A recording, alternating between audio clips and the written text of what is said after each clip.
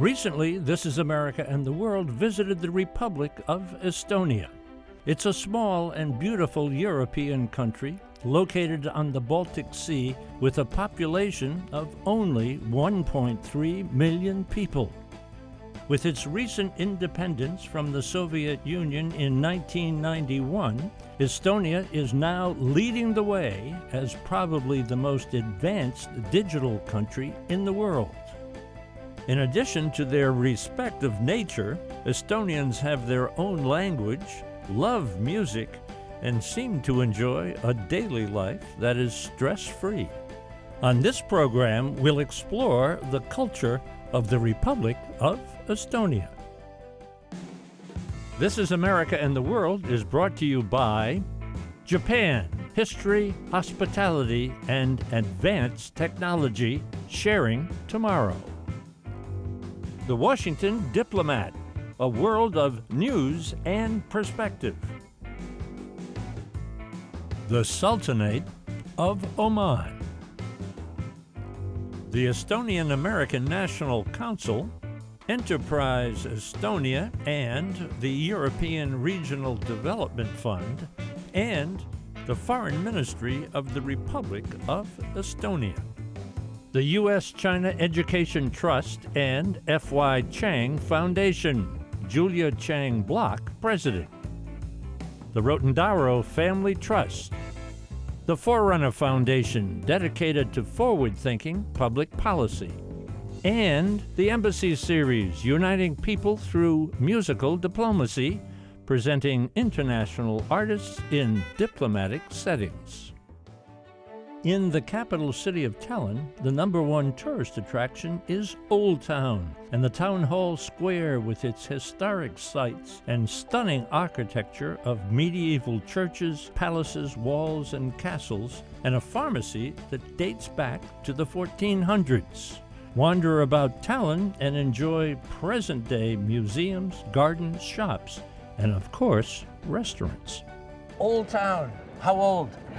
How old? It's the first question. Yes. So the city was already founded in 13th century when the Danes came here in 1219, and quite quickly they established the Old Town, and a lot of the buildings we see around, they go back to that period, so 13th, 15th century. The walls inside are from medieval times already. This is the #1 tourist attraction in Tallinn, huh? Oh, definitely, yes, definitely. As we're standing here and looking around, tell me a little bit about this building right over here to our right. What's going on here? Right, so this place is called the Town Hall because it used to be a town hall. Nowadays, not anymore, but used to be one. And it was already built like this in this shape in 1404. So quite a special building to have. And we're quite lucky to have it actually because in 1944, Tallinn was bombed.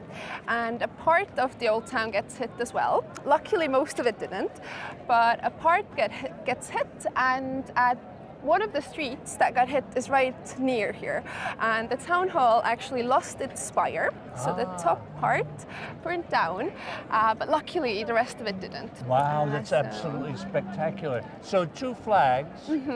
Tell me about the flags. So the one on the left is the Estonian flag, blue, black and white. Yeah. And of course it has symbolism as well. The blue is for the sky and the heaven above. The black is for the earth and the suffering of the people. And the white is for purity and hope. So quite a nice flag, no blood, nothing like that. And there is actually a second version. If you're a bit more poetic, you might like that one that says that our flag is like the Estonian countryside in winter. So you can actually imagine when the sky is blue, the trees are black without leaves, and the snow is white. Whoa. So there's actually a lot of pictures that look like our flag. And the other one on the right, the blue and white striped, this is the flag of the city. So flag of Tallinn, and it represents the sea.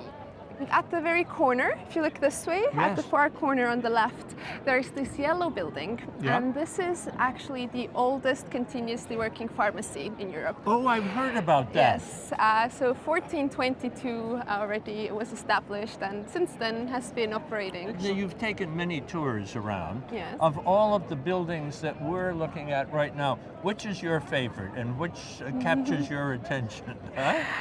My favorite, I think... Because we haven't covered this side as well. The Pizzeria Grill is what you're going to say. It's your favorite, Actually, in a way, yes. It's nothing. I love pizza. I'm not gonna lie, but there is another reason because I've been in there. It's a little doorway, right? Yeah, and if you go inside, the interior is all hand painted by Estonian artists. So it's very, very pretty inside as well. So from the outside, nothing too special, but worth stepping inside as well. Whoa, just beautiful, just stunning. While in Old Town, we wandered about and ducked into a building on a side street that's home to a group of very talented artists. Oh, it's so beautiful. Ah, beautiful. Are you speaking English? A little. I understand. Ah, you understand. These textiles are, most of these are from Soviet time. The pattern. The pattern. My grandmother in Estonia made these quilts, the same log cabin pattern, 100 years ago. Whoa. It's well known in all the world. From Soviet-inspired quilts, we moved along to, get this, ceramic fish. The building belongs to the city government, and we don't pay a very commercial rent, so we are able to pay. We wouldn't be able to pay like restaurants paying fish. Now, did you come up with this idea of doing the fish? Yes, You did, and now it's just exploded. it was a very stupid idea to take a mold of a real fish. So I went to Baltia market and bought a salted herring and put it in a plaster. And of course I have worked on it a little bit, but I wanted to try how to make a mold from a lively thing, not like lively is maybe not the best word, but yeah, and it stank horribly, but it has paid off. That's good. And thank you so much for this part of our education. And if I enticed you with a slice of pizza, would you? I would. You would. 100%. Good deal. Unique to Estonia is its love of music and a general sense of unhurried calm. American Justin Petrone moved to Estonia without even knowing the language, and he lives there now. He's a very successful journalist and author of My Estonia, and most recently, Sketches of Estonia. He's a wonderful writer and an engaging personality. Justin, so how would you say welcome to Estonia in Estonian? Tere tulemast Eestisse. You're fluent in the language, huh? I don't think I'll ever be fluent in the language, but I try. How long have you been here? Off and on about 15 years. I came here in the winter of '03 to live for the first time. You've written a book, Yeah. My Estonia, Yeah. based on your experiences. Yeah. What is it like for a foreigner to land in Estonia and try to make his or her way? What is it like for me to try and make my way? It was great because I mean, if you're into extreme experiences, I always put it, if people, some people like to go bungee jumping or jump out of airplanes in the States, for fun, but this is sort of like the same experience, just a different way. Show up into a country I didn't even know how to speak, Estonian. Wind up in all these kind of interesting situations. What smacked you upside the head as far as the cultural issues are concerned? Well, there are different things. There's a certain. I always liken it to almost a Zen mentality in Estonia to that, which is not, anything that's sort of only what you need is necessary. That you make a garden, let's say, and you put 3 rocks, but only 1 is needed, so we take the 2 rocks away. And it's the same sort of attitude in the Estonian culture, like, why would we have 3 when we should only have 1? Why would you use 3 words when you can only use 1? How about the interaction between folks here in Estonia? Well, it's like the butt of many jokes. I remember I asked my neighbor once, like, you have a lot of renovation work to do. And he said, yes. And that's all he said. I was waiting for him to get like, yes, I have to work, with the roof and then fix the chimney and then I got to do these windows. Like if you were in the US, someone probably just would go on and on and on about it, but he just said yes. You're working as a journalist and as a translator? Yeah. So that's anything that has to do with writing, I'm some way involved with it. Okay. Paint some pictures for us. I tell people I'm just a writer. I think I put it on my business card because it's basically what I'm doing. Writer. Okay. Paint some pictures. Yeah. All right. Well, pick something to be painted. Flat country, but forests. It is deceptive. Bogs, you say it's flat, but it's actually once you start walking across it, it tells a different story. Yeah, it's full of bogs. It's full of marshes. Near Viljandi, there's a place called Soomaa, which means swampland, literally. It sounds much nicer in Estonian. And it floods every spring. People go out there in canoes and kayaks and paddle around there, and they get close to nature. It's like a big part of, let's say, society that people like to get close to nature, or actually they don't actually see this border between themselves and nature. It's not like a lifestyle. It's sort of who they are, They just naturally go to Soomaa to go canoeing. They have a phrase called the Estonian way. What does that mean to you? Does that mean anything to you? It can mean so many things, so many things. But I think it means sort of like efficient and properly done. But in this sort of sparse, almost Zen-influenced mindset, it's there's an ease to it that you might associate these words like efficiency with, let's say, Germany or something. There's that aspect, but there's also this sort of fluidity to doing things, this ease to doing things, to collaborating. And you've seen this also in the past in politics that, consensus has been reached, the country reached a consensus, we're going to do this, and they sort of very fluidly, after their internal discussions, work together towards the goal. And that also happens in the private sector with the startups, that they sort of work together once they've reached a consensus of what they want to do. I know you're a family man. Is it easier to raise kids in Estonia or back in America? Well, I think if you have enough money, then it's very easy to raise your kids in America. And Estonia too. That's interesting. I mean, if you do, I'm sure. The best schools in the world are probably on the Upper West Side somewhere in New York or in DC. But for me, it's been, it reminds me of my own childhood. We used to grab our bikes. I'd grab my bike at 8 o'clock in the morning and be out the door, and then I'd be home for dinner, and that was it. That still exists here. My daughter says I'm going to my friend's house, and she's out the door, and I let her go, and I love that. I love that there's a little bit of more trust, and the kids take responsibility for themselves, and they sort of learn how to manage by themselves.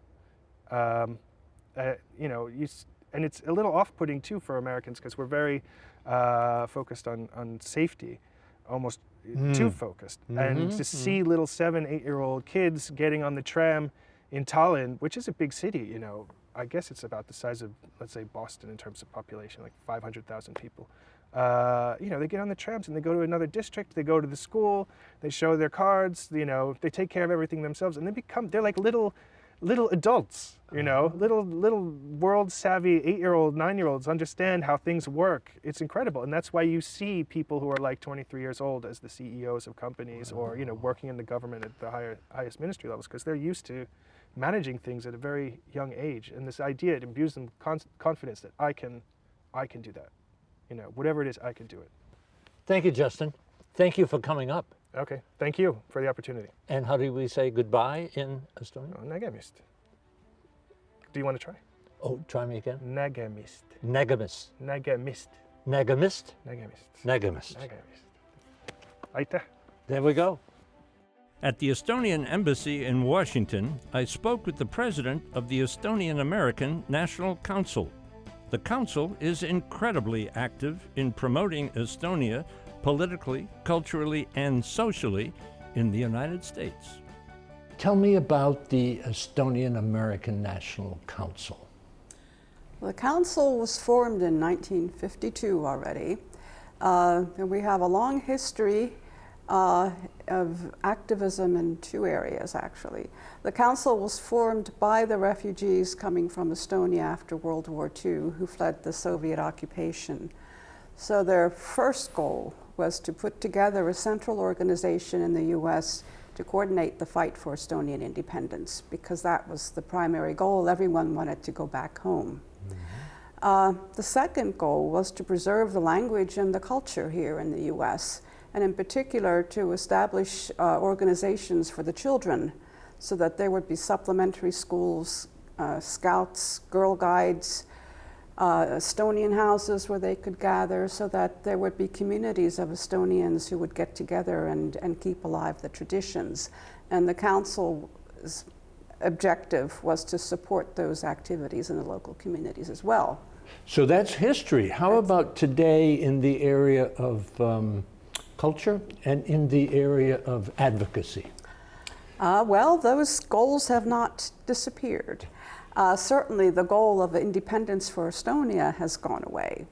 And for a while we were wondering, what do we do with ourselves in that area? But Russia has shown itself to not have gone to sleep.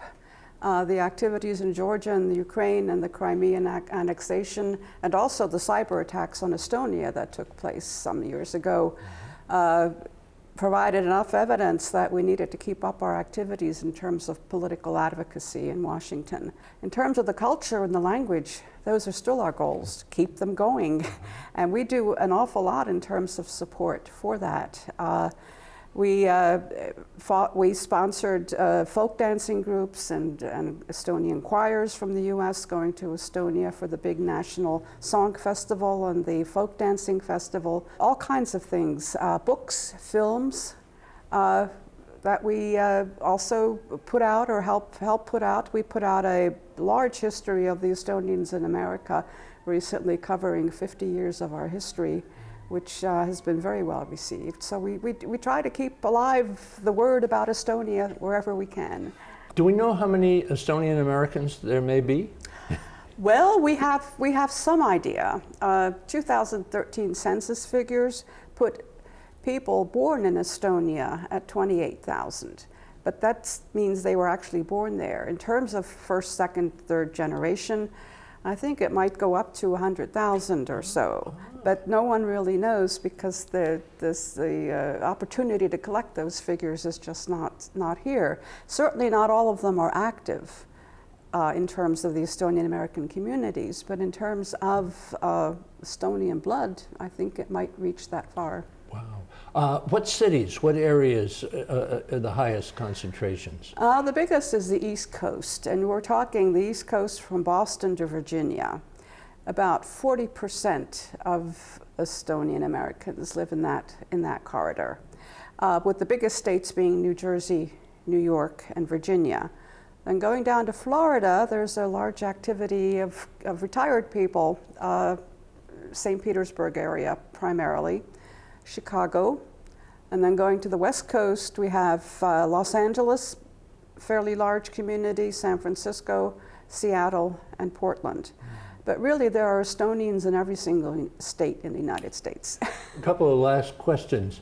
As an Estonian American, what do you love about going back to Estonia? I know you've got a trip coming up in a couple of days.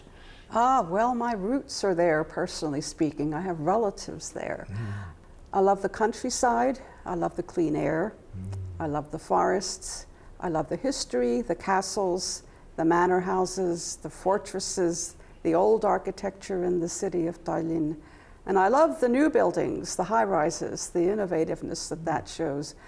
I visited Estonia way back in the times when it was occupied, and the contrast between then and now in terms of lights and color and modern buildings and all of that is just phenomenal. So I'm just very pleased to see the progress that Estonia has made in the last 25, 30 years.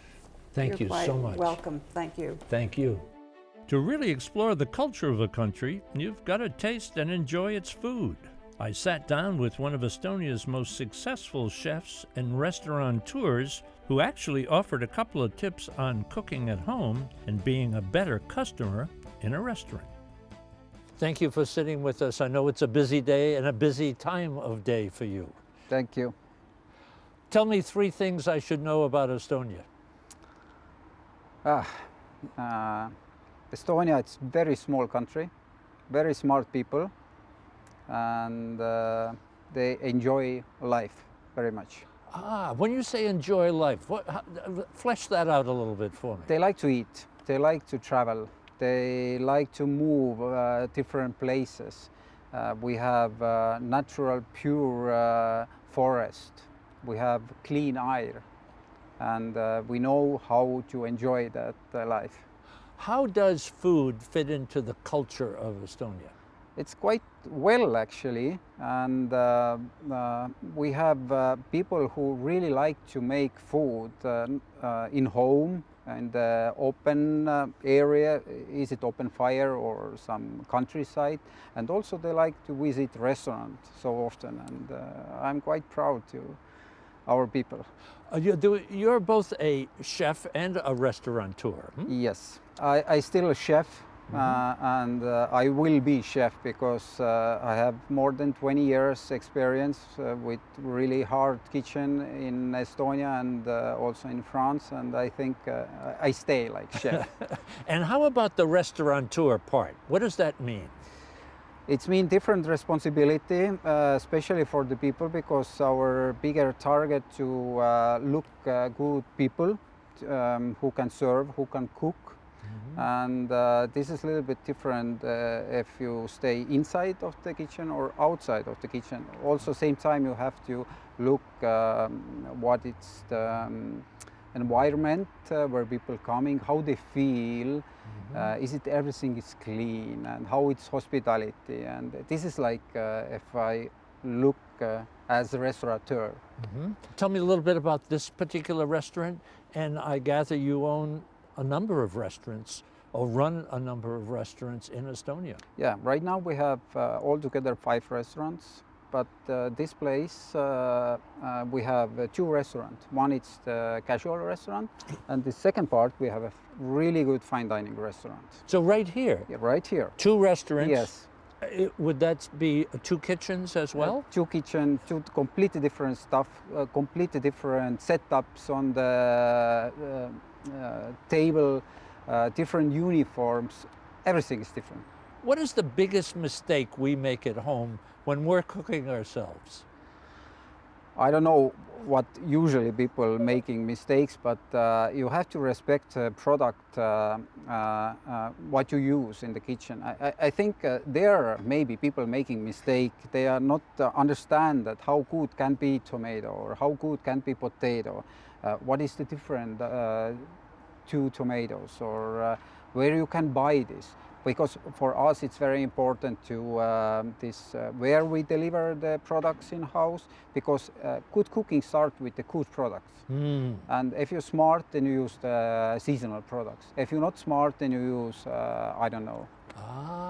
So the choice of the product itself. It's very important. Very, very important. Very, very important. What makes for a good customer or a bad customer? Good customer. For us, good customer who visit us many times. Not every day, but let's say every month. This is for us very good customer. And that show that for those customers like our restaurant, our service, and we are also happy. Bad customer, maybe visit only once, making a problem here, I don't know, drinking too much, or don't want to pay too much for this, don't understand for what he have to pay, and they compare it. If I go to the regular shop, then I can buy much cheaper. But this is the not point. We offer hospitality. We are not offer tomatoes and only food. This is cost much more than just 1 kilo of some products. Thank you so much for the conversation. Thank you. I enjoyed it so much. Yeah. And I've learned a little bit about cooking at home and being a better customer. Thank you. Thank you. Thank you so much. Thank you.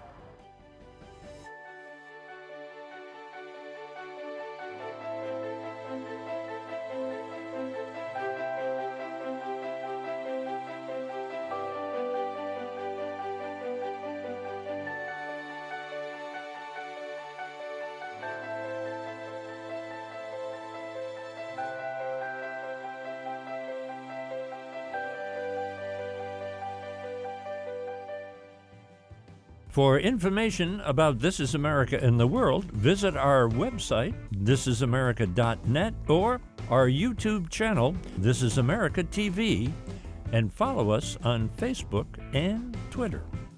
This Is America in the World is brought to you by Japan, history, hospitality, and advanced technology, sharing tomorrow.